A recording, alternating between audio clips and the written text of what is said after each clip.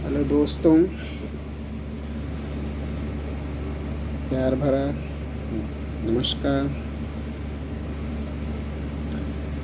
Police अधिनियम 1861 जिसके विषय में पूर्व के वीडियो में समान परिचय व धारा 1 और 2 के विषय में चर्चा की गई। पुलिस अधिनियम 1861 22 मार्च 1861 को अधिनियमित किया गया।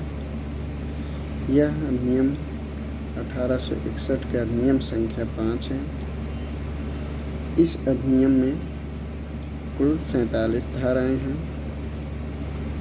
इस अधिनियम के उद्देश्य नंबर 1 पुलिस को पुनर्गठित करना, अपराधों को निवारण करना, अपराधों का पता लगाना, पुलिस का अधिक दक्ष बनाना व उनके उपकरणों को दक्ष बनाना। धारा 1 निर्वाचन खंड है, जिसमें इस अधिनियम के अन्य धाराओं में आए हुए पदों या शब्दों को परिभाषित किया गया है। निर्वाचन खंड में निम्न शब्दों व पदों को परिभाषित किया गया है: जिले का मजिस्ट्रेट, पुलिस, साधारण पुलिस जिला, जिला अधीक्षक और जिला पुलिस अधीक्षक, संपत्ति, नागरिक उड्डयन कार्मिक, व्यक्ति, मास, ढोर, पुलिस बल की अधीनस्थ पंक्ति। धारा 2 में पुलिस बल का गठन या पुलिस बल की स्थापना के विषय में बताया गया है। धारा 3 आज शुरू करना है। धारा 3 राज्य सरकार में अधीक्षण निहित होना। साधारण पुलिस जिले में सर्वत्र पुलिस बल पर अधीक्षण का अधिकार राज्य सरकार में निहित होगा और राज्य सरकार द्वारा इसका प्रयोग किया जाएगा। इस अधिनियम में जैसा उपबंधित है उसके सिवाय कोई व्यक्ति, अधिकारी या न्यायालय किसी पुलिस कर्मचारी को न तो अधिष्ठित करेगा और न ही उस पर नियंत्रण करेगा। धारा 4 महानिदेशक एवं पुलिस महानिरीक्षक आदि के विषय में बताया गया है। पुलिस महानिदेशक का पद 1984 में सृजित किया गया। साधारण पुलिस जिले में सर्वत्र पुलिस का प्रशासन एक अधिकारी में निहित होगा, जो पुलिस महानिदेशक एवं महानिरीक्षक कहलाएगा। ऐसे महानिरीक्षक एवं सहायक महानिरीक्षक में जिन्हें राज्य सरकार ठीक समझे निहित होगा। इस प्रकार साधारण पुलिस जिले में पुलिस पर सर्वत्र प्रशासन एक अधिकारी में निहित होगा, जो पुलिस महानिदेशक या महानिरीक्षक कहलाएगा। सबसे महत्वपूर्ण है, किसी जिले में पुलिस प्रशासन पर साधारण नियंत्रण और निर्देशन उस जिले के जिला मजिस्ट्रेट में निहित होता है, जबकि विशेष नियंत्रण और निर्देशन जिला अधीक्षक और ऐसे अपर जिला अधीक्षक, सहायक जिला अधीक्षक जिन्हें राज्य सरकार आवश्यक समझे निहित होगा। साधारण नियंत्रण जिला मजिस्ट्रेट में, विशेष नियंत्रण जिला अधीक्षक या राज्य सरकार द्वारा नियुक्त ऐसे अपर जिला अधीक्षक या सहायक जिला अधीक्षक में निहित होगा। धारा 5 पुलिस महानिदेशक, धारा 5 पुलिस महानिदेशक एवं महानिरीक्षक की शक्तियाँ और शक्तियों का प्रयोग। पुलिस महानिदेशक एवं महानिरीक्षक को साधारण पुलिस जिले में वही शक्तियाँ प्राप्त होती हैं जो जिले में जिला मजिस्ट्रेट को प्राप्त होती हैं। साधारण पुलिस जिले में पुलिस पर साधारण नियंत्रण डीजीपी तथा आईजी का होगा। पुलिस महानिदेशक एवं महानिरीक्षक अपनी शक्तियों का प्रयोग राज्य सरकार द्वारा समय समय पर अधिरोपित मर्यादाओं के अधीन करेंगे। इस अधिनियम की धारा 12 में पुलिस महानिदेशक एवं महानिरीक्षक को नियम बनाने की शक्ति प्राप्त है। धारा 12 में पुलिस महानिदेशक एवं महानिरीक्षक को नियम बनाने की शक्ति प्रदान किया गया है, लेकिन ऐसा नियम वे राज्य सरकार के पूर्व अनुमोदन से ही बनाया जाएगा। ये निम्नलिखित से संबंधित हो सकते हैं, जैसे पुलिस बल के संगठन, पुलिस बल का वर्गीकरण, पुलिस बल का वितरण, पुलिस बल के सदस्यों का निवास स्थान आदि के विषय में पुलिस महानिदेशक एवं महानिरीक्षक नियम राज्य सरकार के पूर्व अनुमोदन से बना सकते हैं। धारा 6 निरसित कर दिया गया है। बहुत इम्पोर्टेंट है, क्योंकि पूर्व के एग्ज़ाम में इस अधिनियम में कितनी धाराएं निरसित हैं पूछा गया। तो इस अधिनियम में निरसित धाराएं धारा 6, धारा 11, धारा 38, धारा 39, धारा 40, धारा 41 है। धारा 7 बहुत महत्वपूर्ण है। अवर अधिकारियों की नियुक्ति और पदच्युति, यानी किस प्रकार से जो अधीनस्थ कर्मचारी की नियुक्ति की जाएगी और उन्हें कैसे पद से हटाया जाएगा। धारा 7 में बताया गया है कि इस धारा के तहत विभागीय अनुशस्त या दंड या विभागीय जांच के बारे में प्रावधान किया गया है। यह कार्यवाही एक प्रकार से अर्ध न्यायिक प्रकृति की होती है। यह प्रशासनिक कार्रवाई है। न्यायिक जांच के बारे में प्रावधान इस एक्ट की धारा 35 में किया गया है। न्यायिक दंड दिए जाने का प्रावधान धारा 28 और धारा 29 में किया गया है। इस धारा के तहत किसको दंडित किया जा सकता है। धारा 7 के तहत केवल अधीनस्थ पंक्ति के पुलिस अधिकारियों को ही विभागीय दंड दिए जाने का प्रावधान किया गया है। अर्थात धारा 7 में केवल अधीनस्थ पुलिस अधिकारी हैं, उन्हें विभागीय दंड दिए जाने का प्रावधान किया गया है। अधीनस्थ पंक्ति के पुलिस अधिकारी का निर्वचन धारा 1 में किया गया है। वह पुलिस अधिकारी जो पुलिस उप अधीक्षक के निम्न श्रेणी का हो, उसे अधीनस्थ पुलिस अधिकारी कहा जाएगा। इस प्रकार जो उप अधीक्षक से निम्न श्रेणी का है, उसे ही अधीनस्थ पुलिस अधिकारी कहा जाएगा। इस धारा के तहत विभागीय दंड निम्न 2 प्रावधान के अधीन हैं। नंबर 1, संविधान के अनुच्छेद 311 के नियमों के अधीन। नंबर 2, राज्य सरकार द्वारा समय समय पर बनाए गए नियमों के अधीन। संविधान के अनुच्छेद 311 में लोक सेवकों को 2 संरक्षण प्रदान किया गया है। नंबर 1 है, किसी लोक सेवक को उसके नियुक्ति करने वाले प्राधिकारी के अधीनस्थ किसी प्राधिकारी द्वारा पदच्युत नहीं किया जाएगा, और न ही किसी लोक सेवक को पदच्युत अवनत करने के पूर्व उसे सुनवाई का उचित अवसर प्रदान बिना किए नहीं किया जाएगा। निलंबन के मामले में अनुच्छेद 311 का नियम लागू नहीं होता है। धारा 7 के तहत विभागीय दंड निम्न पुलिस अधिकारी दे सकते हैं: पुलिस महानिदेशक, पुलिस महानिरीक्षक, उप पुलिस महानिदेशक, उप पुलिस महानिरीक्षक, सहायक महानिदेशक, सहायक महानिरीक्षक, जिला अधीक्षक गण, पुलिस अधीक्षक। विभागीय दंड दिए जाने के आधार: कर्तव्य के निर्वहन में शिथिलता बरतना। दूसरा, कर्तव्य के निर्वहन में उपेक्षा बरतना। संबंधित पद हेतु अनुपयुक्त होना। अपने कर्तव्य का अनवधानता या उपेक्षापूर्ण ढंग से निर्वाह करना। अर्थात इन 4 दशाओं में किसी अधीनस्थ पुलिस अधिकारी पर को विभागीय दंड दिया जा सकता है, जो अपने कर्तव्यों को सही ढंग से निर्वहन नहीं करता या निर्वहन करने में शिथिलता बरतता है, कर्तव्य के निर्वहन में उपेक्षा करता है और उस पद के लिए अनुपयुक्त होता है,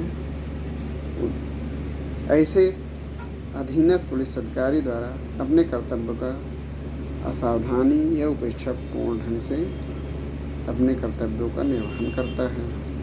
धारा 7 के तहत निम्नलिखित विभागीय दंड दिया जा सकता है। पदच्युत करना, पदोन्नति कर देना, निलंबित कर देना, 1 मास के वेतन से अनधिक किसी राशि का जुर्माना।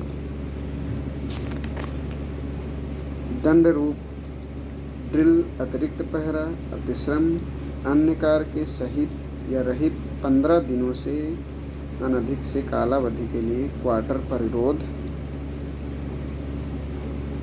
सदाचरण वेतन से वंचित करना, विशिष्ट या विशेष उपलब्धि के किसी पद से हटा देना, अवरोध पर रोक जो शास्ति करके वार्षिक वेतन वृद्धि, पदोन्नति रोकना। 8वां प्रावधान उत्तर प्रदेश एक्ट नंबर 2 द्वारा सन 1944 में जोड़ा गया, जो 1/4/1944 से लागू हुआ। धारा 7 में 1944 में ही संशोधन किया गया। इस प्रकार अधीनस्थ पुलिस अधिकारी द्वारा अपने कर्तव्यों के पालन में शिथिलता बरतने, अपने पद से अनुपयुक्त होने, अपने कर्तव्य का सावधानी और उपेक्षापूर्ण ढंग से निर्वाह करने पर निम्न 8 प्रकार के विभागीय दंड दिया जा सकता है, जिनमें से है पदच्युत करना, पदोन्नति कर देना, निलंबित करना, 1 मास के वेतन से अनधिक किसी राशि का जुर्माना। दंड रूप में ड्रिल, अतिरिक्त पहरा, अतिश्रम या अन्य कार्य के सहित या रहित 15 दिनों से अनधिक की कालावधि के लिए क्वार्टर परिरोध, यानी 15 दिनों तक का क्वार्टर परिरोध दिया जा सकता है। 6ठा नंबर है सदाचरण वेतन से वंचित करना। 7वां है विशिष्ट या विशेष उपलब्धि के किसी पद से हटाना। 8वां अवरोध पर रोक को शास्ति करके वार्षिक वेतन वृद्धि, पदोन्नति को रोकना। इस संबंध में महत्वपूर्ण केस है उड़ीसा राज्य बनाम शिव प्रसाद दास सन 1986। इस वाद में कहा गया कि निलंबन का आदेश पदच्युत करना नहीं होता, अतः निलंबन के मामले में अनुच्छेद 311 के प्रावधान लागू नहीं होंगे। धारा 8 पुलिस अधिकारियों को प्रमाण पत्र। धारा 8 पूरक धारा 28 है। इस एक्ट की धारा 4 में वर्णित पुलिस अधिकारियों को प्रमाण पत्र देने की कोई आवश्यकता नहीं होती है। ये अधिकारी निम्न हैं: पुलिस महानिदेशक, पुलिस महानिरीक्षक, उप पुलिस महानिदेशक, उप पुलिस महानिरीक्षक, सहायक पुलिस महानिरीक्षक, सहायक पुलिस महानिदेशक। इन अधिकारियों को प्रमाण पत्र देने की कोई आवश्यकता नहीं होती है।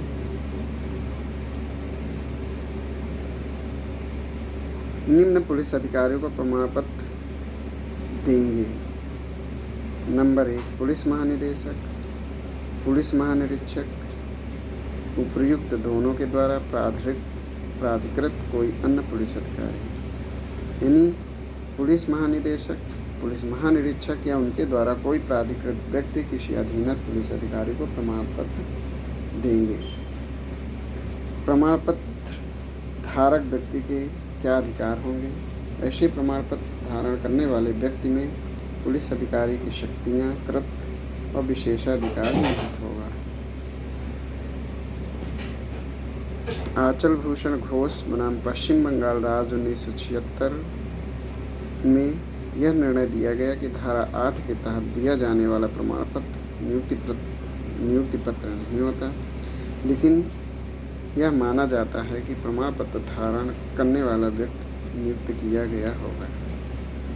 अर्थात इस वाद में निर्णय दिया गया कि धारा 8 के अंतर्गत जो प्रमाण पत्र दिया जाता है वह नियुक्ति पत्र नहीं होगा, लेकिन ये धारणा की जा सकती है कि प्रमाण पत्र धारण करने वाला व्यक्ति नियुक्त किया गया होगा।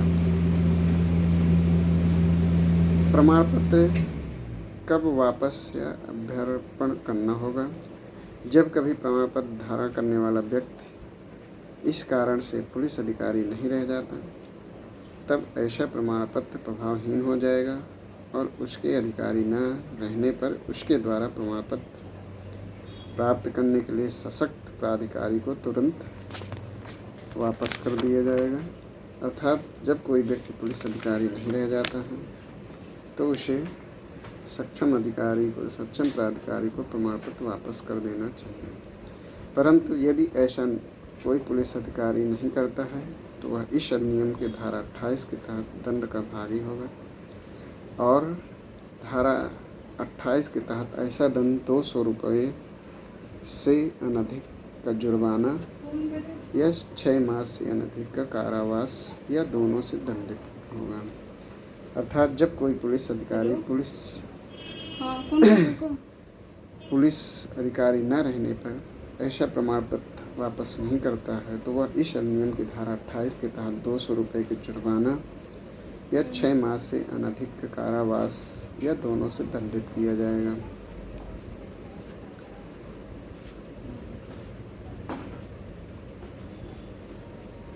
नागरिक उड्डयन कार्मिक धारा 8 का में नागरिक उड्डयन कार्मिक के विषय में बताया गया है। नागरिक उड्डयन कार्मिक की परिभाषा धारा 1 में किया गया है। धारा 2 का में नागरिक उड्डयन कार्मिक किस प्रकार नियुक्त होंगे बताया गया। धारा 28 दंड के विषय में प्रावधान किया गया है। नागरिक उड्डयन कार्मिक सन 2001 में जोड़ा गया तथा 10 अगस्त 2001 से लागू किया गया।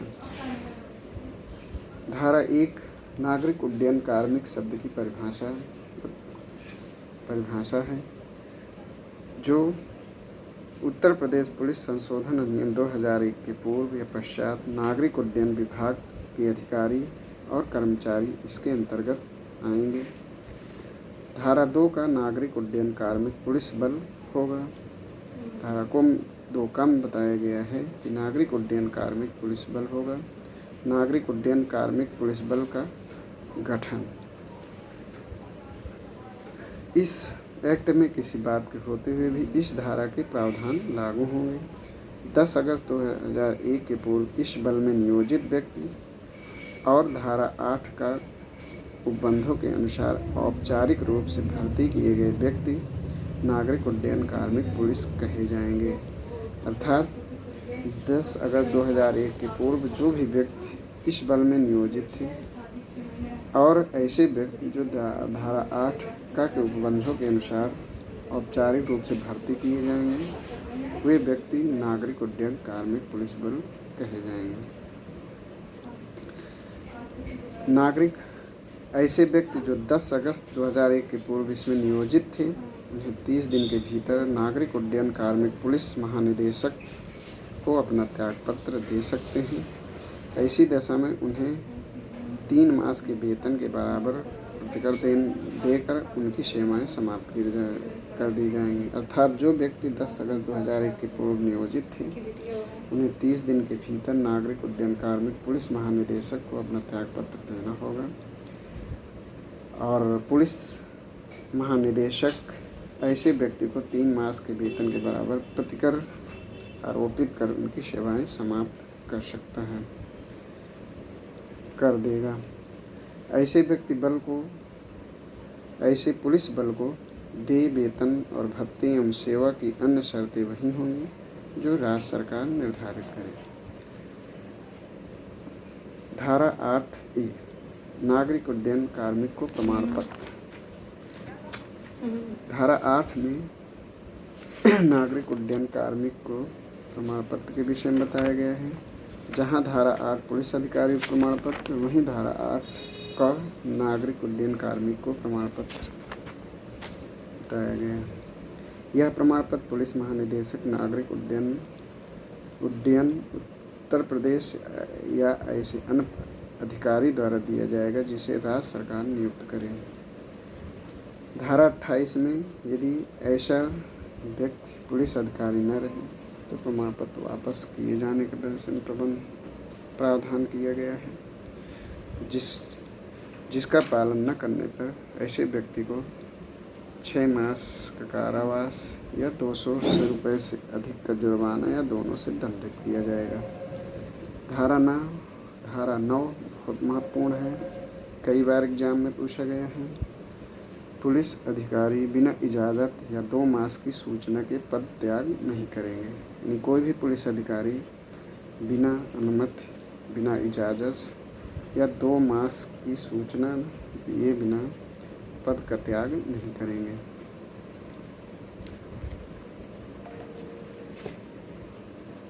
यह धारा त्यागपत्र का नियम न बताकर इस पर निर्बंधन लगाती है। कोई पुलिस अधिकारी निम्नलिखित 2 परिस्थितियों में अपना त्यागपत्र दे सकता है। नंबर 1, जब जिला अधीक्षक ऐसी अनुमति देने के लिए प्राधिकृत कोई अन्य अधिकारी अभिव्यक्तता अनुज्ञा दे दे। दूसरा, जब कोई पुलिस अधिकारी अपने त्यागपत्र देने की आशय की सूचना 2 मास पूर्व अपने वरिष्ठ अधिकारियों को दे तथा जिला अधीक्षक द्वारा त्यागपत्र की इजाज़त दे दी गई है। अर्थात निम्न 2 परिस्थितियों में कोई पुलिस अधिकारी अपना त्यागपत्र दे सकता है।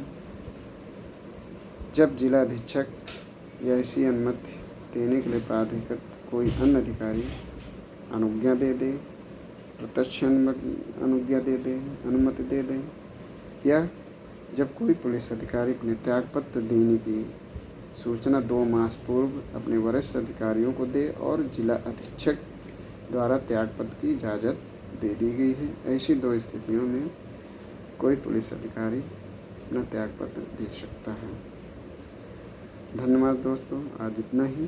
कल या अगले वीडियो में धारा 10 से आगे धाराओं पर चर्चा की जाएगी।